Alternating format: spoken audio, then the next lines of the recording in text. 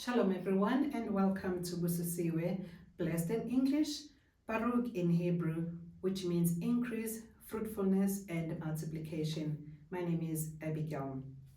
We continue with the 6 days of creation under the series Knowing the End from the Beginning. And today we'll be looking at day 3 of creation as we do the comparison like we did on day 1 and on day 2 between the same narration in the book of Jubilee or Yobel as compared to the book of Bereshith or Genesis.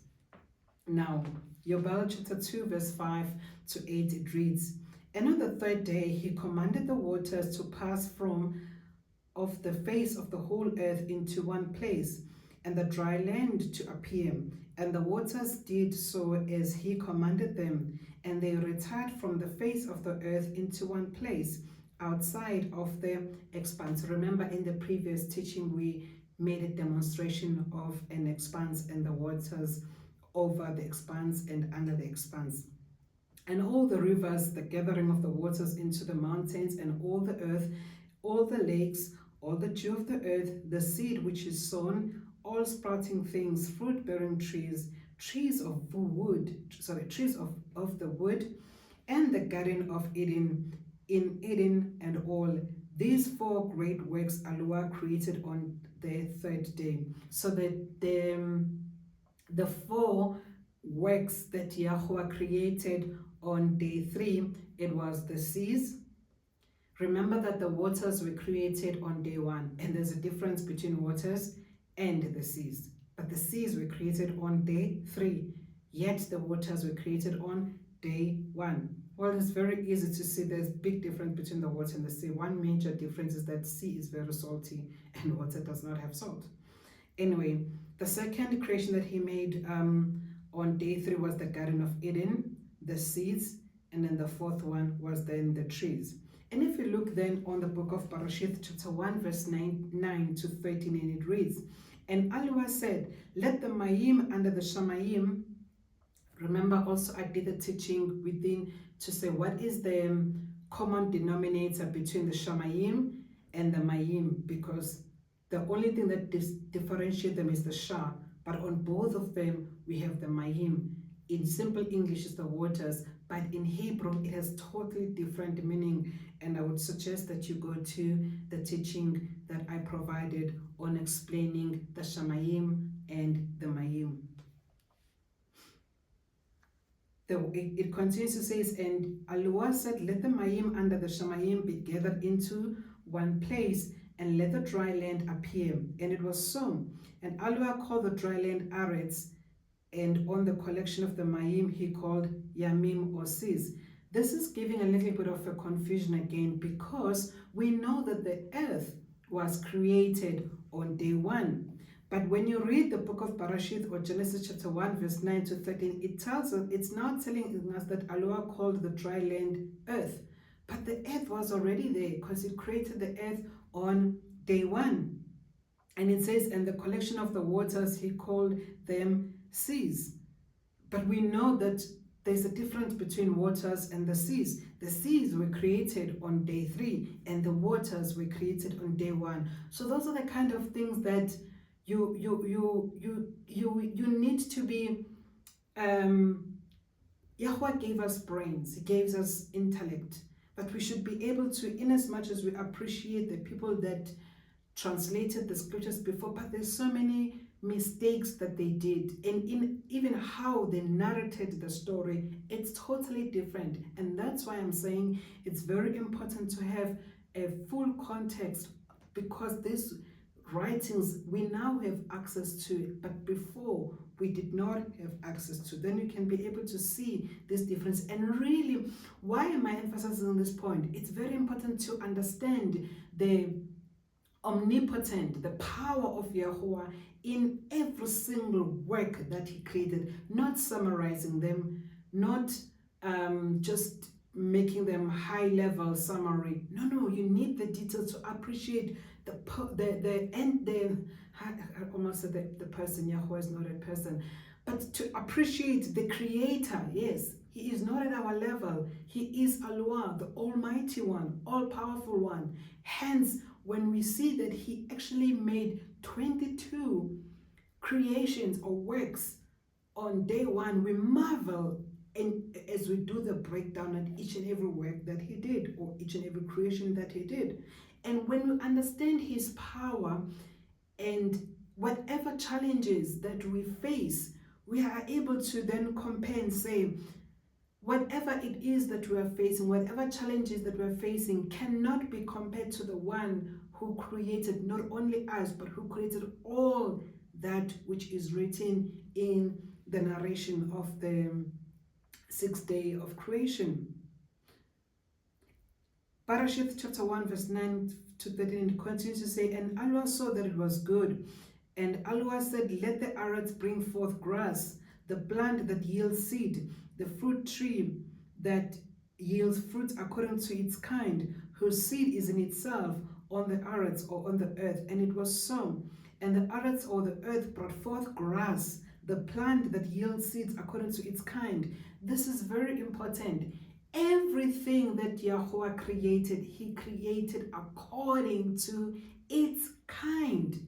That's why there are 22 kinds or 22 works. Each and everything, the seeds, the plants according to their kinds, the animals according to their kind. There was no mixture. Half of this, half of that, like mermaids, half men, half fish, like Nephilim, a combination of angels and men.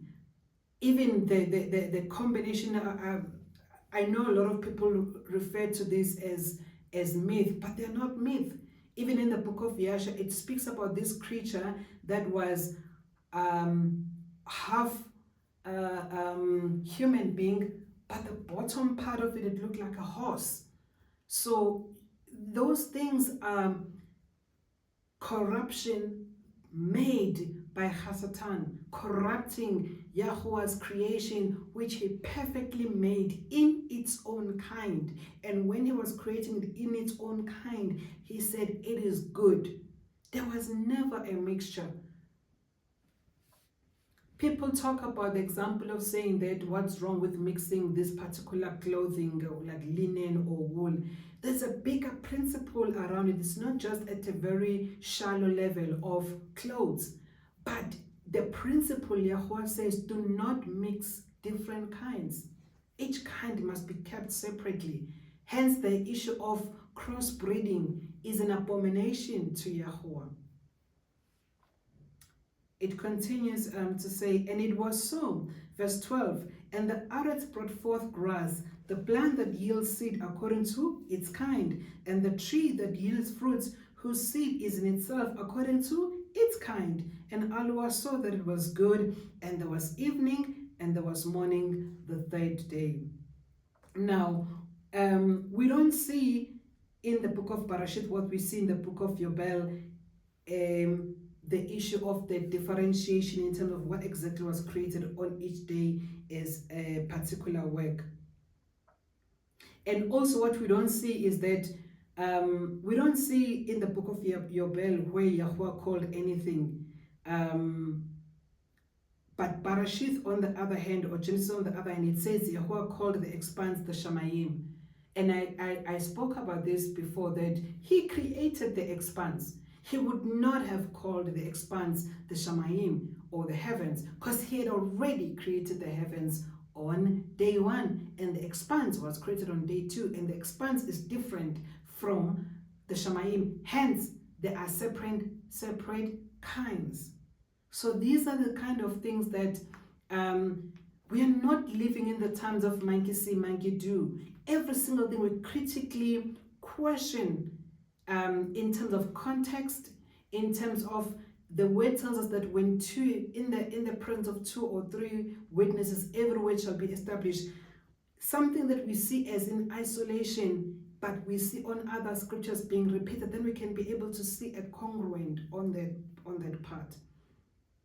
And that's why he gives us brains. Not only are we spiritual beings, but he gave us intellect, that we can be able to question things, that we can be able to reason things for his honor, for his esteem, not to make ourselves gods, not to think that we can do everything that he has done. But to the extent of certain people that have made themselves God, we can be able to say, what you're saying is not true. This is what the word is saying.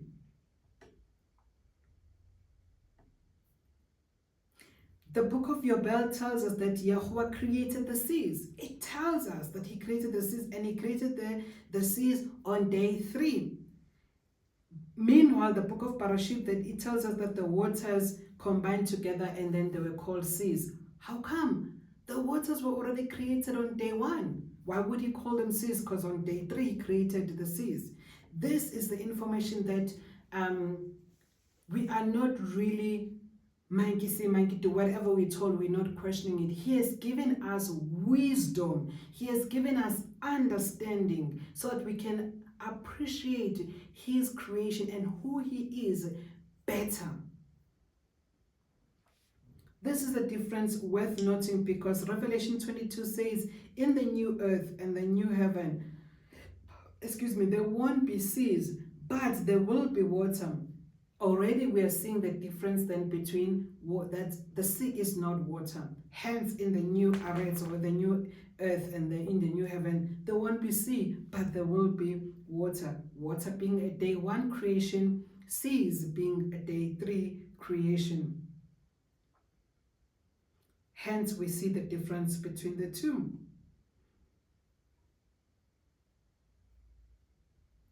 Parashit says, Yahweh spoke grass, plants yielding seeds, fruit tree, which is not mentioned in the book of Yobel, specifically tells us that Yahweh created 4 works on day 4. Parashit, on the other hand, doesn't even mention the Garden of Eden, which was created also on day 3. And somehow, when you think about the Garden of Eden, you think it came from where? And people might be thinking, what's the relevance of all this information? I'll tell you what's the relevance. If you read the book of Parashit or Genesis, it doesn't mention that Adam and Eve had daughters. And that created a very big problem, because I had some children asking me, so where did the kids of Cain and Abel come from? And Sheth come from? Because we're not told of the daughters that Adam and Eve gave birth to. Somehow in the mind, one is left to think, would they have these children with their mother? And that's not so. That would be an abomination. And that's why Yahweh specifically told us, it's written in the book of Yobel and even in the book of Joshua or Yasha, that Kua or Eve and Adam also had daughters, and then Cain married those daughters, and then after Abel died, Seth also married those daughters. But the silence in mentioning this in the book of Bereshith or in the book of Genesis is problematic, because kids are questioning these things, and what are you going to say, because it's not written in the word. And I wouldn't know what to say unless after reading the book of Yobel that I was able to answer them correctly and say, listen, the book of Parashit does not tell us this, but in actual fact, Adam and Kua or Eve, they also had daughters, and those daughters then they got married to Cain and Seth. This is why the full information, so that people are not led to be imagining things that are not there, and that needs to be addressed. So we then stop there on day 3 of creation, and we now go into day 4 of creation. Shalom.